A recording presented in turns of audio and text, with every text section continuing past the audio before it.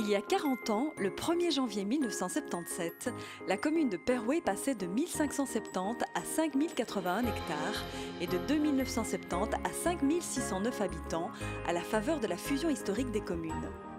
De celle-ci naissait le contour de Perouet que vous connaissez aujourd'hui et qui regroupe nos 5 villages champêtres. Torrembel-et-Béguine, Torrembay-Saint-Tron, Malève-Sainte-Marie-Ouastine, Orbey et Perouet.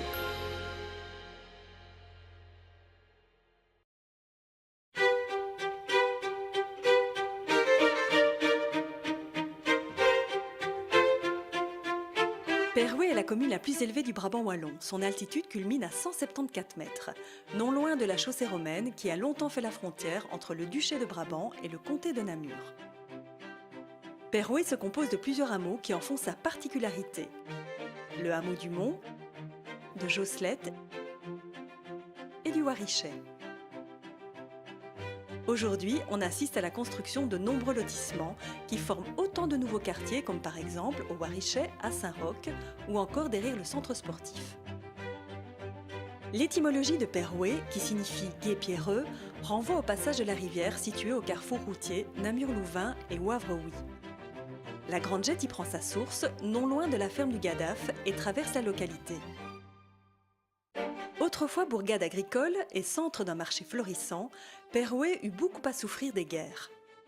Entièrement rasée par les troupes de Louis XIV, elle mit longtemps à se remettre. En 1865, la construction du chemin de fer lui apporta un renouveau économique qui redynamisa son centre. Hélas, la Deuxième Guerre mondiale lui a sonné un nouveau coup fatal qui traumatisa toute une génération. Jugez plutôt.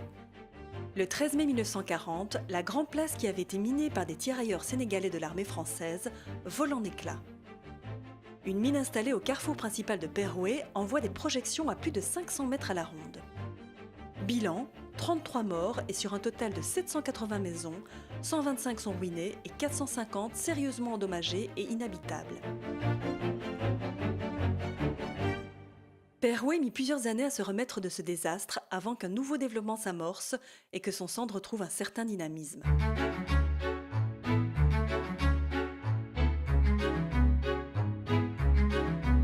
L'église Saint-Martin date du XIe siècle.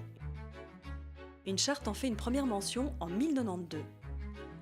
Plusieurs fois détruite, elle doit son aspect actuel à une campagne de rénovation entreprise au XIXe siècle, de 1840 à 1846, sous l'impulsion de son nouveau doyen, l'abbé André Francard. L'intérieur est sobre et dépouillé. On y voit un buffet d'orgue provenant de l'abbaye de l'Intre et une orgue qui vient du prieuré de Lérines, dont la fabrication date de 1752. Sous l'Ancien Régime, l'abbaye des Lessines y levait la dîme et nommait les curés qui tous étaient des moines curés issus de son abbaye. Aujourd'hui, le site de la rue des Marronniers et du Paradis avec le presbytère constitue un ensemble patrimonial exceptionnel. Vu du haut du clocher, ces espaces verts constitués des nombreux parcs privés qui l'entourent offrent une vue remarquable. Perouet possède également un petit patrimoine intéressant.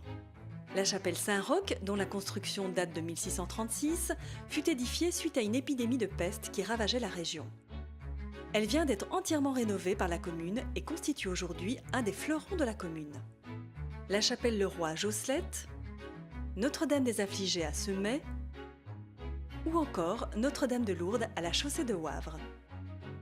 Le chêne aux sorcières marque la limite entre le village de Grand-Rosières et rappelle les sabbats d'autrefois. Et ce n'est pas tout. On peut encore mentionner Sainte-Madame, une potale égarée dans la campagne du Mont, qui rappelle le décès d'une jeune fille morte accidentellement lors d'une de ses tournées de charité. Et enfin, Croix-des-Boulommes, au Mont, sur la route de Grand-Lay. Perouet a longtemps célébré ses événements patriotiques. En témoigne le monument aux combattants de 1830 situé petite place de Saint-Roch, et le monument aux chasseurs ardennais, Grand Place, qui rappelle le sacrifice de soldats belges et français qui donnèrent leur vie dans l'explosion du 13 mai 1940. Les fermes, autrefois nombreuses et souvent très anciennes, gardent encore un cachet rural apprécié par de nombreux citadins. Seules les plus importantes, situées à la périphérie de la bourgade, sont restées en activité. Citons Alvaux, ancienne ferme seigneurale qui connaît aujourd'hui un renouveau dans le domaine agricole. La ferme de Semay, qui servait autrefois de grange à l'abbaye des Lessines. La ferme d'Agnelet, propriété de l'abbaye de Florène. La ferme du Gadaf, sur la chaussée romaine, qui a servi de taverne et de brasserie. La ferme de la Sarthe. Et enfin, la ferme de Brabant à Jousselette. À Perouet, on trouve une organisation communale depuis le XIIIe siècle. Une matrice du Sceau des Échevins a été conservée. En 1824, l'administration communale, la justice de paix et l'école communale s'installent dans la grange de l'ancienne cure. En 1857, un nouvel hôtel de ville, œuvre de l'architecte Coulon, est construit dans le style de l'époque y intégrant les écoles communales. Le drapeau des combattants de 1830 rappelle l'épopée héroïque des Pérouésiens patriotes qui libérèrent notre pays du joug néerlandais. Ébranlé par l'explosion du 13 mai 1940, l'hôtel de ville devra être démoli. Il fut reconstruit et inauguré le 12 mai 1962. Depuis 1857, pas moins de 15 bourgmestres se sont succédés aux commandes de la commune et pour s'en rappeler, leur portrait longe l'escalier qui mène à la salle du conseil. L'enseignement tient une place non négligeable dans la commune. Autrefois réservée aux curés des paroisses, on vit après la Révolution française la naissance d'une école communale qui fut construite sur le site de l'ancienne ferme du château de Horn. Aujourd'hui, pour répondre à une demande croissante, cet enseignement communal est complété par l'école libre Jean-Paul II, une nouvelle école secondaire, le collège Da Vinci et une antenne de l'IFA-PME qui accueille depuis peu des candidats tentés par un enseignement spécialisé dans la formation en alternance dans plusieurs domaines. L'ancienne gendarmerie est aujourd'hui réaffectée en une dizaine de logements sociaux. La gare, provisoire dès la construction de la ligne Tamine-Landen, la ligne 147, en 1865, fut finalement construite en 1885. Elle a été récemment rachetée par la commune et constituera sur le Ravel un des pôles d'attraction touristique pour tous les amateurs de la petite reine. Perouet a toujours aimé faire la fête. Son carnaval, remis à l'honneur depuis plusieurs années, avec ses géants et ses Gilles, en est une belle preuve. Le théâtre wallon, avec la bonne entente, draine chaque année un public très nombreux. Un public également très présent lors des différentes activités proposées tout au long de l'année par le centre culturel, qui compte aujourd'hui pas moins de 78 associations. Et enfin, le jumelage avec Kaysersberg depuis 2008, l'une des plus belles communes de France, permet aux Perouésiens de goûter aux richesses alsaciennes. Vous l'aurez compris, Perouet a su prendre le train du développement économique en marche, tout en préservant son caractère rural. Le village de Torrent-Bessintron, dont le nom signifie le ruisseau aux épines, s'étend le long de la rivière éponyme. Carrefour de voies importantes, croisement de la chaussée Tirlemont-Charleroi avec la nationale Wavre-Huy, il s'est littéralement transformé dans le cours de ces dernières années en un véritable complexe commercial qui s'étend tout le long de la nationale qui rejoint Perouet. Les carrefours furent entièrement dévastés par les mines posées par les Français en 1940. Mais le développement des communications a complètement effacé le souvenir de ces dévastations. L'église citée dès 1172 est aujourd'hui dédiée à Saint-Tron, alors qu'autrefois son patron était Saint-Servais.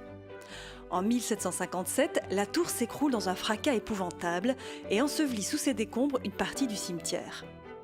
L'église fut réédifiée et agrandie de 1785 à 1787. Les confessionnaux proviennent de l'ancien prieuré des Trinitaires de Lérines. On y admire un vieux Christ de pitié ainsi qu'un chemin de croix en mosaïque réalisé par Max van der Linden. La cure est un beau bâtiment classique reconstruit en 1775 et doté d'un bel escalier de style Louis XVI.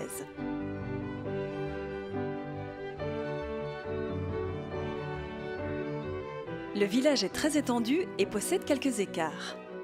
Le hameau des 5 étoiles avec les fermes de Limlette, Lompont et du Bâti, ainsi que la zone Natura 2000 des étangs du Lompont. Le bois de Bouy où se trouvaient des tumuli romains, ainsi qu'une tombe à chars découverte en 1976. Haute-Vranche avec son ancienne ferme aujourd'hui remplacée par une villa.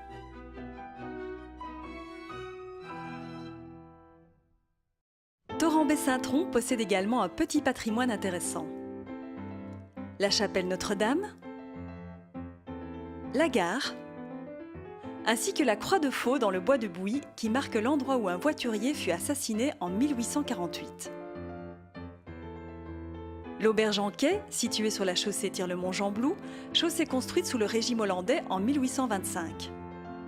Cette auberge, initialement construite par des brasseurs d'Ougarde, fut confiée à Charles Anquet qui la rachète en 1840. De l'autre côté de la chaussée, on trouve la chapelle octogonale de Bonne-Espérance. Construite en 1820, grâce aux dons et aux soins conjugués des curés de Torrambay et d'Orbay, elle rappelle le patronat exercé par l'abbaye de Bonne-Espérance. Le château de Bonne-Espérance, construit en 1915 par Charles Anquet, se trouve le long de cette chaussée. La Grosse Pierre fait également partie du patrimoine du village et est liée au procès des sorcières. Aujourd'hui, les choses ont bien changé à Torrambay-Saint-Tron, mais certains lieux sont restés emblématiques, comme par exemple le Carrefour des Vaches, puisqu'on y retrouve l'ancienne maison communale qui abrite aujourd'hui l'école La Farandole. Autre lieu mythique, le Cœur d'Or, ancien café qui fut longtemps le véritable lieu de rencontre de toute la communauté villageoise. La salle fut à la fois une salle de danse, de théâtre et de concours colombophiles. Elle est aujourd'hui aménagée en centre de bronzage. De nombreux commerces ainsi que de nouvelles infrastructures se sont installés dernièrement, créant ainsi un nouveau dynamisme, comme une brasserie qui renaît au milieu du village pour brasser la Val-Duc, les nouvelles installations uniques en Wallonie du refuge sans collier qui sont prêtes à accueillir leurs pensionnaires, ou encore les cultures de fraises et d'asperges qui ont été récompensées par un coq de cristal pour leur qualité gustative. Comme vous pouvez le constater, à Torrambay-Saint-Tron, on a su allier ruralité avec modernité, tout en gardant le sens de la fête.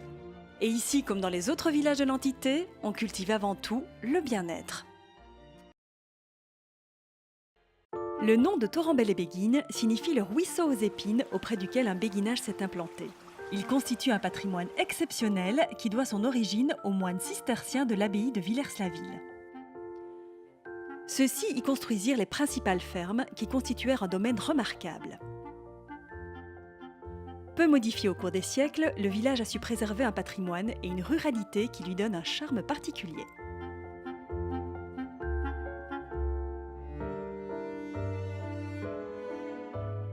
L'église Saint-Martin, reconstruite en 1851 sur une plus ancienne, possède un orgue remarquable classé depuis 1974. Le buffet daterait de 1720. Il a été restauré de 1978 à 1980 par Marc Leridan et fera prochainement l'objet d'une nouvelle restauration. L'église possède également un maître-autel qui porte encore des traces de balles de la bataille de Waterloo, car il provient de l'ancienne église de Plancenoit. On y admire aussi le portrait de Saint-Martin, réplique parfaite du Saint-Martin de Zaventem, ainsi que la chasse de Saint-Aude, créée en 1982 par Max van der Linden. Dans la sacristie, on peut admirer le portrait de Corneille de Jehet, le dernier abbé des Lessines. Quant au béguinage, il fut fondé par Dame Aude au début du XVIIIe siècle, attesté en 1220, puis plus tard transformé en hospice. Les pensionnaires servaient les malades, surtout les pauvres, et assistaient à tous les offices de l'église paroissiale.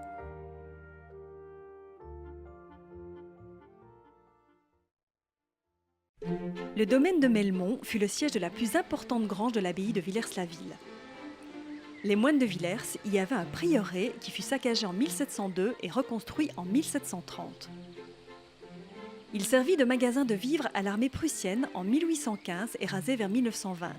Des cheminées en marbre furent récupérées et replacées dans l'habitation de la ferme.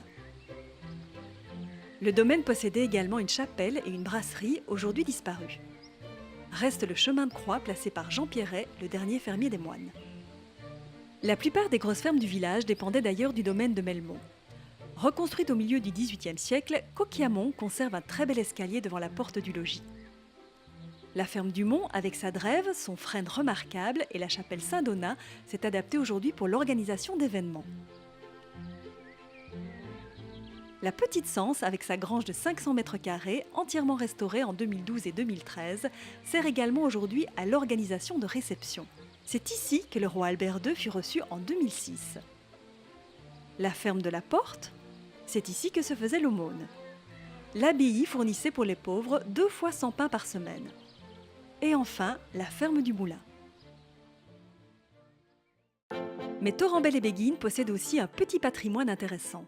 La remarquable drève de la ferme du Mont, la potale Saint-Roch, la Villette ou encore un vignoble planté en 1994. Torenbel-les-Béguines, au fil du temps, a su jouer sa carte de développement économique, de services et de loisirs. Jugez plutôt. En 1929, Maurice Lambret crée la conserverie alimentaire Culina qui connaîtra un bel essor durant plusieurs décennies. Aujourd'hui, le site est géré par la société Pomini Fraîche, spécialisée dans le conditionnement de la pomme de terre. L'école communale Les Petits Futés, qui se trouve dans les bâtiments de l'ancienne maison communale, très active, a doublé le nombre de ses élèves. La troupe des Baladins du Miroir, dont la renommée aujourd'hui dépasse nos frontières, a créé et joué tous ses spectacles durant de nombreuses années sur le sol de Torenbel-les-Béguines. Et enfin, n'oublions pas les activités équestres avec l'Académie des Frères Reda. Mais Torenbel-les-Béguines a également pu préserver le sens de la fête avec son traditionnel ramassage d'objets le 1er mai, sa fête du vin et ses moissons de l'amitié. Aujourd'hui, à Torenbel-les-Béguines, on trouve donc un judicieux dosage de ruralité, de tranquillité et de modernisme. Le village d'Orbey, dont le nom signifie ruisseau ferrugineux, s'étend aujourd'hui de part et d'autre de la chaussée Wavre-Ouy, construite en 1845. Il conserve aujourd'hui un certain caractère rural qui fait la fierté des habitants.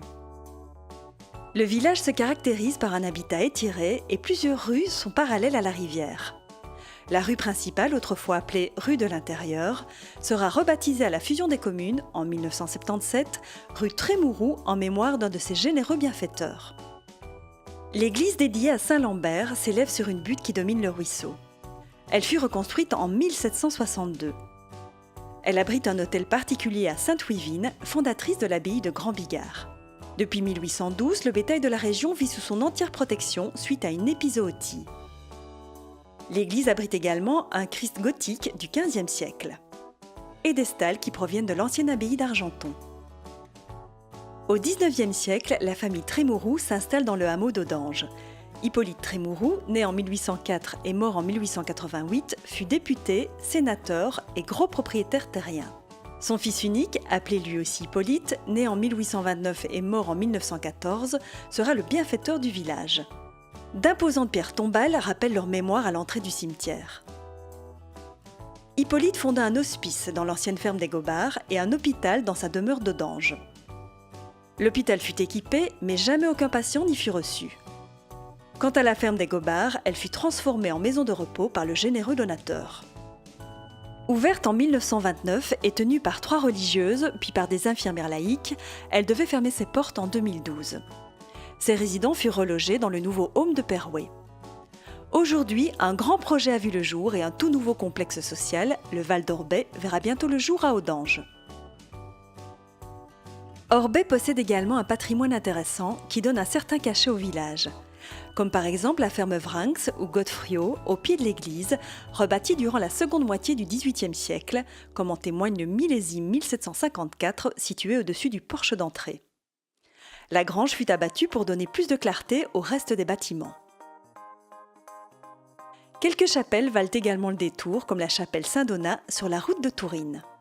De l'autre côté de la chaussée, au hameau d'Audange, on trouve la petite Audange transformée en hôpital par les Trémouroux, la grande Audange ou ferme Mélotte, réhabilitée en salle de réception et un moulin, déjà citée en 1530. L'ancienne école se situe rue Trémouroux.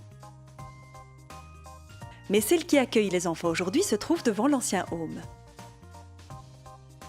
L'ancienne maison communale est devenue aujourd'hui le Kibboutz, une salle polyvalente communale entièrement rénovée en 2014. Outre la famille Trémouroux, d'autres personnalités ont aussi marqué à leur manière la vie du village, comme Paul Copin, né en 1912 et mort en 1981. À Orbey, comme un peu partout dans la région, la fête a encore tout son sens. Aujourd'hui, grâce à la fête des artistes locaux, on peut tout en sillonnant les rues du village découvrir de nouveaux talents. Et enfin, très récemment, Orbey a vécu le jumelage avec sa sœur française, Orbey-l'Abbaye en Champagne. Orbey, un village qui ne manque pas de dynamisme, sans perdre son charme et sa douceur de vivre. L'étymologie de Malève varie selon les auteurs. Pour certains, il s'agit d'une mauvaise voie, pour d'autres, d'une mauvaise eau. Sainte-Marie fait directement référence à la patronne de son église, tandis que Wastine désigne une terre en friche. L'histoire de ces villages conserve encore la lointaine empreinte de l'abbaye de Villers-la-Ville. Arrêtons-nous tout d'abord à Malève. Au Moyen-Âge, la petite agglomération faisait partie du domaine de Villers. L'église Saint-Ulrich, telle qu'on la voit aujourd'hui, date de sa reconstruction en 1865. Elle possède des fonts baptismaux du XIIIe siècle et un magnifique cénotaphe en marbre noir à la mémoire de Louis de Stradio, petit-fils du seigneur d'Orbay et de Malève, le chancelier du Brabant Guillaume Stradio. L'ancien château, aujourd'hui disparu, a longtemps abrité les seigneurs des lieux.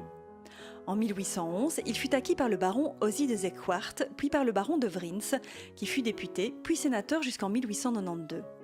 Il possédait plus de 200 hectares de bois. Malève-Saint-Ulrich est aujourd'hui marqué de l'empreinte des comtes Cornet-Delzius, à qui ce domaine est passé par mariage. La place communale reste le centre névralgique du village. Elle est bordée par la ferme du château, dont on aperçoit la grange, reconstruite au XIXe siècle. Elle donne directement accès au parc de l'ancien château qui datait du XIIIe siècle et qui fut démoli en 1960 et remplacé par une villa.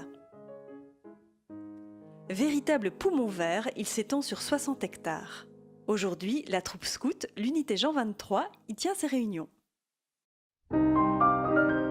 En face du parc, on trouve le presbytère. Et ma petite école, qui fut d'abord un couvent érigé en 1890 et occupé par les Sœurs de Saint-Joseph, qui en 1911 y créèrent une école maternelle. Comme vous pouvez le constater, elle est aujourd'hui toujours bien vivante. Bien vivant également et très actif, le musée du souvenir 4045 créé par des passionnés et qui propose de nombreuses activités ainsi qu'une collection particulièrement riche sur la Seconde Guerre mondiale. Arrêtons-nous maintenant à Sainte-Marie.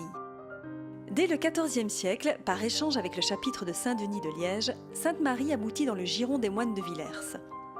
Sainte-Marie fusionnera avec Wastine par arrêté royal en 1822. L'église Notre-Dame de l'Assomption possède une tour romane du XIe et XIIe siècle ainsi qu'un bel escalier d'accès. L'église a été complètement rebâtie en 1908.